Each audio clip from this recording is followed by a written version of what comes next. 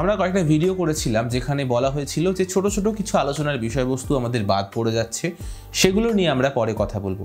হ্যাঁ, ঠিকই ধরেছো, আমরা বাংলাদেশ মুক্তিযুদ্ধ বা বাংলাদেশ লিবারেশন ওয়ার যে সিরিজ বা যে প্লেলিস্ট করেছিলাম সেটার কথাই বলছি। সেখানে আমরা বাংলাদেশের মুক্তিযুদ্ধের যে মূল ভিডিওটা বা যে বেসিক টপিকটা সেটা নিয়ে অলরেডি 4টে ভিডিও আপলোড করেছি, লিঙ্ক দেওয়া থাকলো, চেক আউট করে দেখতে পারো যদি না দেখে থাকো। আজকে আমরা কথা বলবো বাংলাদেশ মুক্তিযুদ্ধের যে মূল সেনানী, মুক্তি বাহিনী বা মুক্তিযোদ্ধা তাদেরকে নিয়ে। শেষ অবধি দেখো ভিডিওটা, আশা করছি ভিডিওটা ভালো লাগবে।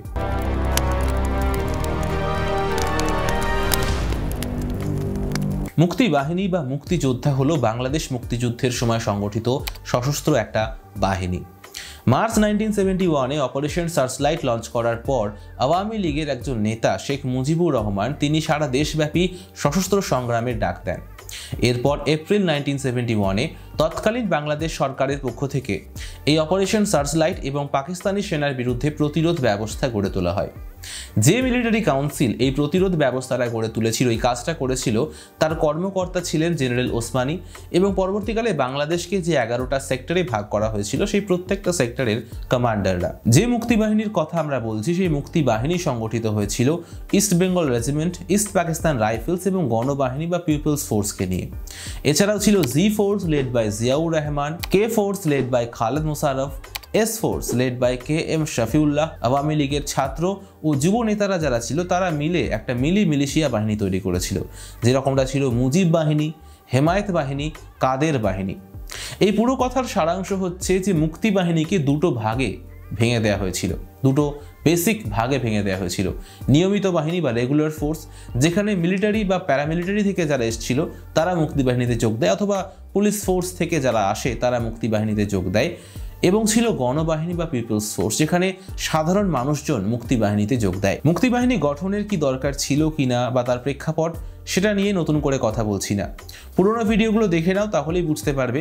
লিঙ্ক দিয়ে দিচ্ছি ডেসক্রিপশন বক্সে। 25 মার্চ 1971 পাকিস্তান সরকারের পক্ষ থেকে পূর্ব পাকিস্তান বা তৎকালীন বাংলাদেশে অপারেশন সার্চলাইটকে লঞ্চ করা হয় এবং এই অপারেশন সার্চলাইট শুরু হওয়ার পরপরই আওয়ামী লীগের নেতা শেখ মুজিবুর রহমানকে গ্রেপ্তার করে নেওয়া হয়। এই অপারেশন সার্চলাইট চলার দরুনই পাকিস্তানি আর্মিতে যে সমস্ত বাঙালি সৈন্যরা ছিল তাদেরকেও গুলি করে হত্যা করা হতে থাকে। ফলে বাঙালি সৈন্যরা পাকিস্তানি সৈন্যবাহিনী পরিত্যাগ করে মুক্তি বাহিনীতে এসে যোগ দেয় এবং মুক্তি বাহিনীর ব্যাকবোন তৈরি করে।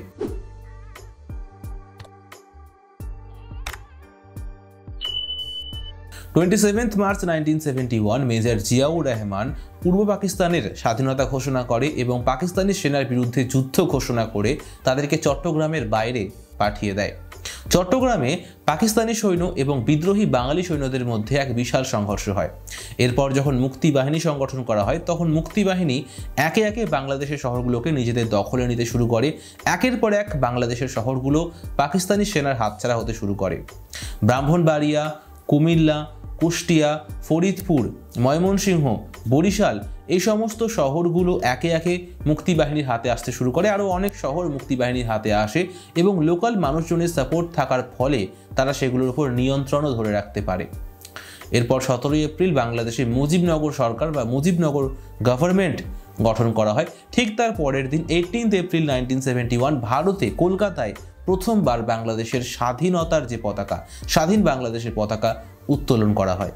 জুলফিকার আলী ভুট্টো, যার সঙ্গে শেখ মুজিবুর রহমানের প্রাথমিকভাবে সমস্যা ছিল, সেই জুলফিকার আলী ভুট্টো 1971 সালে আসলে ছিলেন পাকিস্তানের ফরেন মিনিস্টার, যিনি প্রাইম মিনিস্টার হওয়ার স্বপ্ন দেখতেন। এই জুলফিকার আলী ভুট্টো তিনি ঘোষণা করে দেন যে নভেম্বর 1971-এর মধ্যে তিনি পাকিস্তানের প্রধানমন্ত্রী হবেন এবং তার এই ঘোষণা একটা নতুন বিতর্কের জন্ম দেয়। কি বিতর্ক কি না সেটা নিয়ে আমরা পরের দিনের ভিডিওতে কথা বলবো। পরের দিনের ভিডিওটা আমরা শুরু করব বিতর্কটা দিয়ে। কি বিতর্ক হয়েছিল সেখান থেকে আমরা পরের দিনের ভিডিওটা শুরু করব। মুক্তিবাহিনীকে নিয়ে আমাদের আজকের আলোচনায় আমরা কথা বললাম পাকিস্তানি সেনার বিরুদ্ধে মুক্তিবাহিনীর প্রাথমিক পর্যায়ের প্রতিরোধ কি ছিল, কি প্রতিরোধ তারা গড়ে তুলেছিল সেটা নিয়ে। আজকে প্রথম অংশ কেমন লাগলো জানাও কমেন্ট বক্সে। আমাদের এই আলোচনার আরও অনেকগুলো অংশ আসবে, 3টে বা 4টে অংশ হয়তো আসবে এখনও। প্রত্যেকটা অংশ দেখো এবং জানিও কেমন লাগছে। যদি আজকের প্রথম অংশের ভিডিওটা ভালো লেগে থাকে লাইক করো, শেয়ার করো যদি ইনফরমেটিভ বলে মনে হয় আজকের ভিডিওটা। জ্ঞানচন্দ্র চ্যানেলে এই ধরনের আরও ভিডিও দেখার জন্য জ্ঞানচন্দ্র চ্যানেলটা সাবস্ক্রাইব করে বেল নোটিফিকেশনটা প্রেস করে নাও, পাশাপাশি সোশ্যাল মিডিয়া প্ল্যাটফর্মসেও আমাকে ফলো করে নাও। ধন্যবাদ।